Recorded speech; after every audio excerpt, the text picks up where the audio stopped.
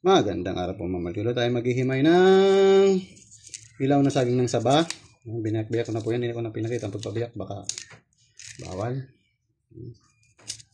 Halo ko po ito sa atay ng baboy. Luluto tayong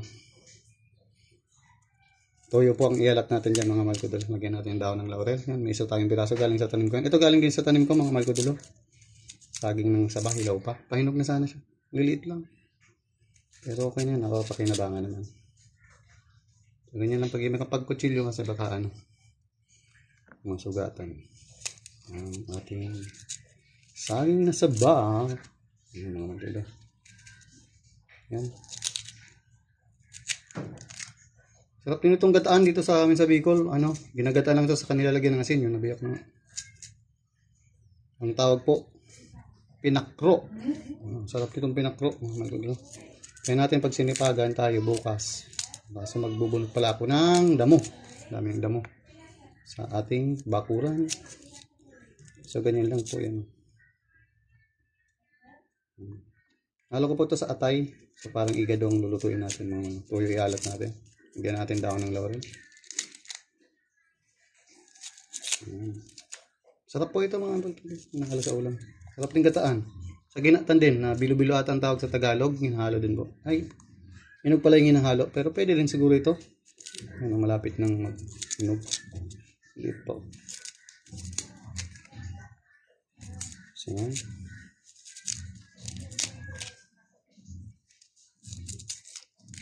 Hindi tayo eksperto pero okay na yun. Kasi pagka kutsilyo nabibiyak po siya. Huwag mo kong kutsilyo. Dami sayang ito. Kunti lang ang So yung sit ng kutsarita natin sa bagay siya. Yung hugis ng kutsarita natin sa hugis ng bunga ng saging, bagay siya kaya konti lang natatapyas. Yung kutsilyo maraming natatapyas. Ito rin po kutsarita rin pinagtatanggal ko yung sa gitna ng papaya po, kalabasa, upo, ganyan. Iba kutsilyo tinatanggal din, maraming sayang. Kung kukutsarain nyo po yun, iba yung sapat yung buto, ganyan. Ganyan din po ang ginagawa ko. Kahit sa ampalaya po sa gitna. Napuputol siya. Pwede pa yan, sayang. Lamang tiyan na din yan. Yan, libre na ang ating saging na saba. Pang sahog. Tawag sa amin dito sa Bicol, pang berdura. Iberdura ko po yan sa lalagay natin sa katoy. Atay ng manok. Ang katoy po sa atay. Bicol ng katoy atay. Yan mga mahal ko doon.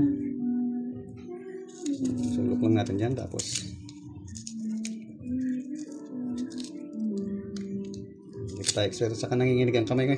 Dati kasi ako nagtinda sa iyo ng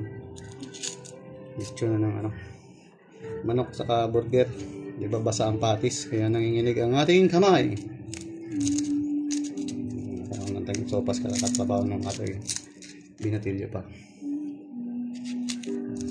Ayan. Ihalo ko po ito sa atay ng baboy mga mahal ko dulo. So isa na lang, ay kalahating piraso na lang. So yan. Yan lang po mga mahal ko dulo. Mag-ingat po kayo lagi. Alagaan lagi sarili. Huwag po babayaan ang sarili ha. Kumain po kayo lagi ng maayos mga mahal ko dulo. Ito galing din sa tanim ko, bell pepper. Ingat-ingat po mga mahal ko dulo. Sa rock.